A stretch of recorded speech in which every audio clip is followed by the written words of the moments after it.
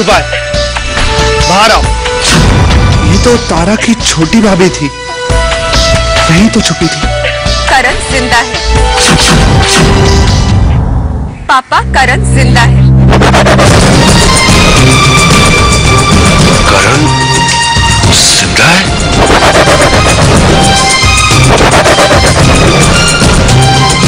राधा बेटे,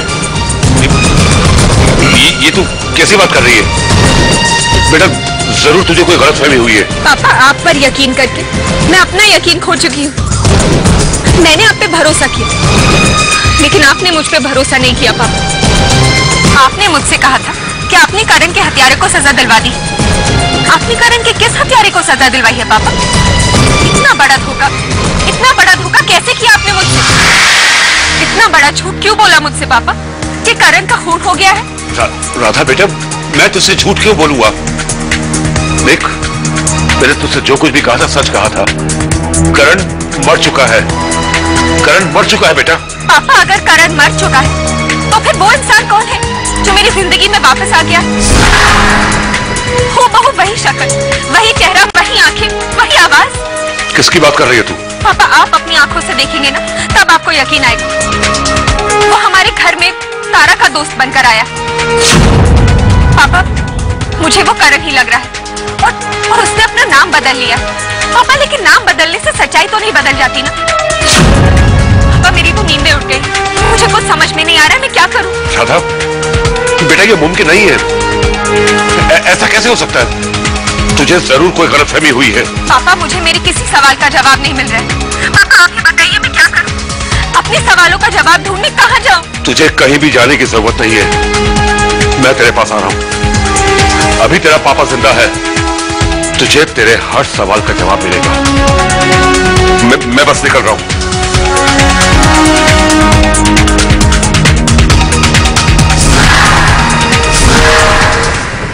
करण का तो खून करवा दिया था ना आपने, तो फिर ये कौन वापस आ गया है? क्या कह रही थी मेरी राधा, बताइए। तुम अपना काम करो। मैं राधा कहना चाह रहा हूं।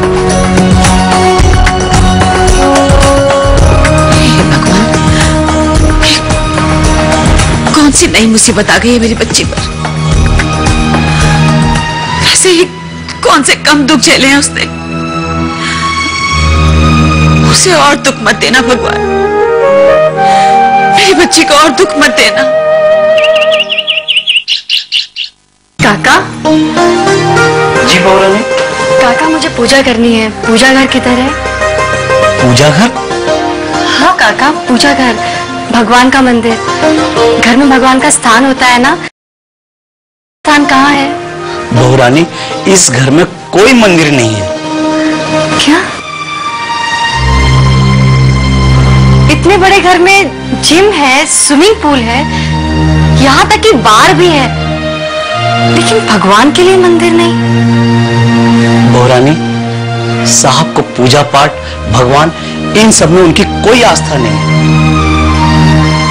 काका, मानने या ना मानने से भगवान का अस्तित्व खत्म नहीं होता। हमारी आत्मा उस परमात्मा का अंश है। हमारी आस्था का दूसरा नाम है भगवान। हम जो खुद पर विश्वास करते हैं ना, भगवान हमारा वो विश्वास है। मैं जानता हूँ बहुरानी, मैं भगवान पर विश्वास करता हूँ, मगर साहब ने अपने इस घर में भगवान को कोई जगह नहीं दी है। काका, कहते हैं कि एक से भले दो। अब इस घर में हम दो जन हैं जो भगवान पर बहुत विश्वास करते हैं, तो अब इस घर में मंदिर जरूर बनेगा। आपकी थाल पकड़िए, मैं पंडित जी से बात करती हूँ। जैसे आपकी मर्जी।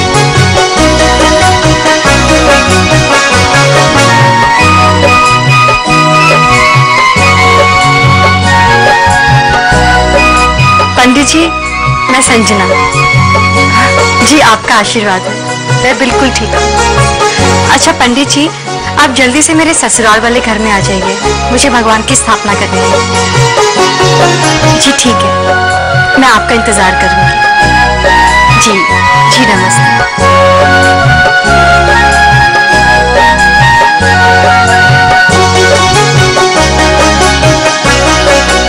इस घर में मंदिर? काका, आप घबराइए मत। भगवान के मंदिर के लिए विशाल जो भी सजा देंगे ना, वो मैं आपके हिस्से में नहीं आने दूंगी। भगवान इनकी रक्षा करना। तेरी कहानी। सर आप होल्ड कीजिए, मैं अभी आपकी लाइन ट्रांसफर कर देती हूँ। मैडम नमस्ते, मेरा नाम शंकर नामदेव चौहान है। मैं कुणाल साहब से मिलना चाहता हूँ। सॉरी सर, वो अभी ऑफिस में नहीं है। कमाल करती हैं, अभी आपने किसी क्लाइंट से कहा कि फोन ट्रांसफर करके बात करवाती हैं? सर क्लाइंट तो कॉन्फ्रेंस थ्रू करवाई थी, एक्चुअल में वो ऑफिस में नहीं है। हाँ तो मुझे कोई दिक्कत नहीं, वो क्या जो भी ट्रांसफर मेरी उसी तरह बात करवाइए ना। सॉरी सर, वो आपसे बात नहीं करना चाहते हैं। आप ट्राई तो कीजिए प्लीज। सर हमें इंस्ट्रक्शन दिया गया है कि अगर वो बात नहीं करना चाहते तो हम नंबर नहीं मिला सकते। देखिए मेरी उनसे बात करना बहुत जरूरी है, मैं अपने लिए नहीं कह रहा हूँ, वो उनके इंटरेस्ट में ज्यादा जरूरी है। सर आप समझने की कोशिश कीजिए, मैं आपकी बात उनसे नहीं करा सकती। ठीक है मैडम, आप एक काम कर सकती है, आप मुझे उनका मोबाइल नंबर दे दीजिए, मैं खुद बात कर लूँ। सर आप आपका नंबर यहाँ पर रख के जाइए, मैं देखती हूँ कि वो आपसे बात करना चाहते हैं या नहीं। देखिए मैडम, मैं कोई अजनबी आदमी हूँ नहीं, पूरा मुंबई शहर मुझे जानता है, और इससे पहले मैं एक बार आपके कुणाल साहब से मिल चुका हूँ, लेकिन जो बात करनी थी वो पूरी नहीं हो पाई, इसलिए मैं दोबारा मिलने आया। आप एक बार उनसे पूछ लीजिए, अगर वो मना करते हैं तो मैं दोबारा आऊंगा, लेकिन आप ट्राई तो कीजिए। ठीक है, मैं ट्राई करती हूँ। Hello sir, mister Shankar Chauhan आपसे बात करना चाहते हैं। Hello hello.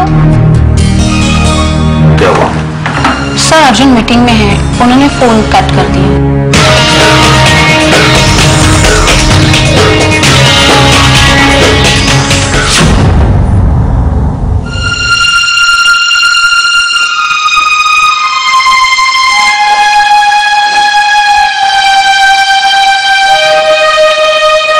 राधा,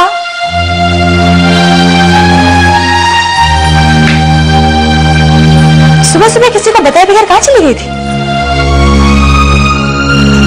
राधा, ध्यान कहाँ तुम्हारा? कहाँ चली गई थी तुम? तुम्हें पता, ऑफिस जाने से पहले अजय तुम्हारे बारे में पूछ रहा था, कम से कम उसे पता के तो जाती। वैसे कहाँ गई थी तुम? वो बुआ जी, मैं रितु के यहाँ गई थी, उसकी तबीयत नहीं ठीक है ना। राधा, रितु की तबीयत ठीक नहीं है या तुम्हारी? राधा, तुम्हारे आने से कुछ देर पहले रितु का फोन आया था, बहुत नाराज थी, मुझसे कह रही थी बुआ जी राधा की क्या टेंशन है, क्या दोस्तों को याद करने की जिम्मेदारी सिर्फ रितु की है? राधा तो जैसे अपने दोस्तों को भूल गई, और वो फोन रितु ने एयरपोर्ट से किया था। तुम तो कह रही थी तुम रितु के घर गई थी। वो बुआ जी, निकली तो मैं रितु के यहाँ जाने के लिए थी, लेकिन जब मैं रास्ते में थी तो रितु का फोन आ गया कि अचानक उसे ड्यूटी पे जाना पड़ेगा।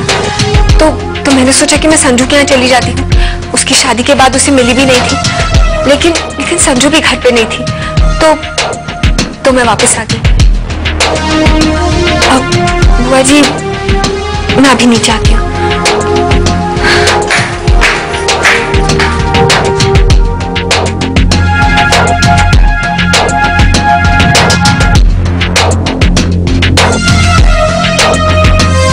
कुछ तो गड़बड़ है। मुझे लगता है कि तबीयत राधा की खराब है, क्योंकि राधा कभी कुछ छुपाती नहीं है, बगैर पूछे कहीं नहीं जाती। फिर ये कौन सी नई टेंशन है? मुझे इसके बारे में पता लगाना पड़ेगा, कसम से।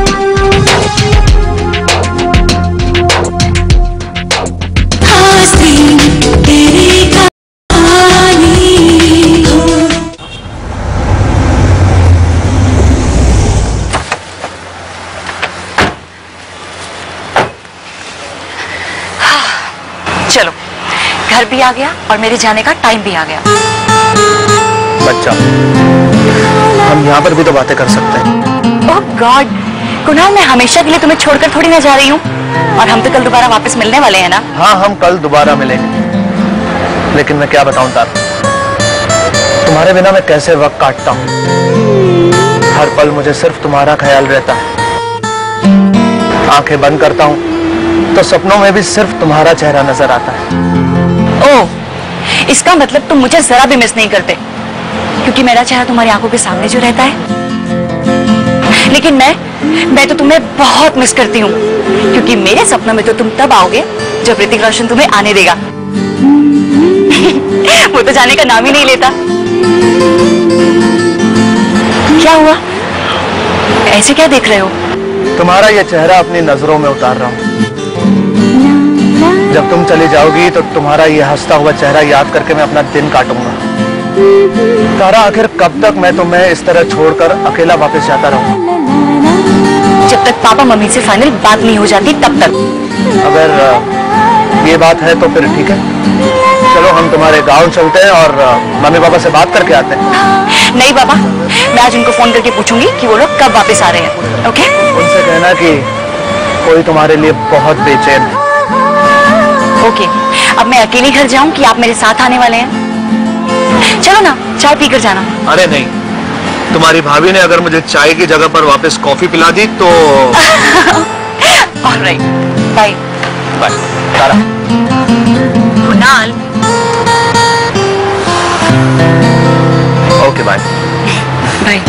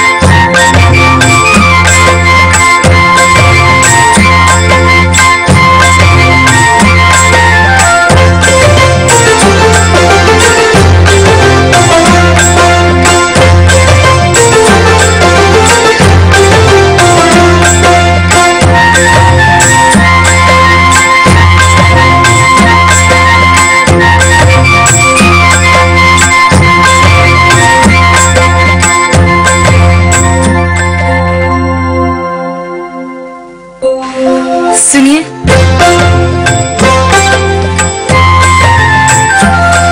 आज घर में भगवान की स्थापना की है। ये भगवान की आरती है, आरती ले लीजिए।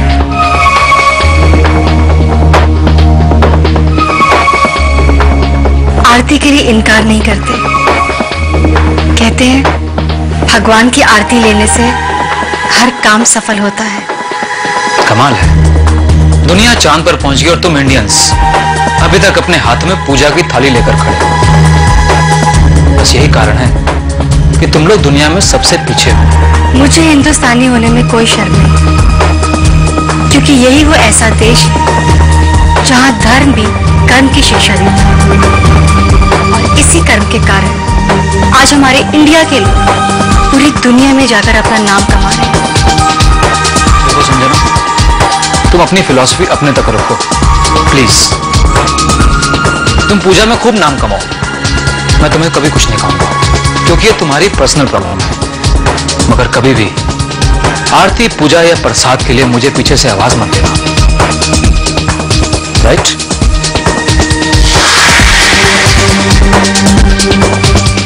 भोलानी, ये तो चमत्कार साहब को पहली बार गुस्सा नहीं आया। मोहन, शायद कोई चमत्कार नहीं हुआ, मैं जाता हूं।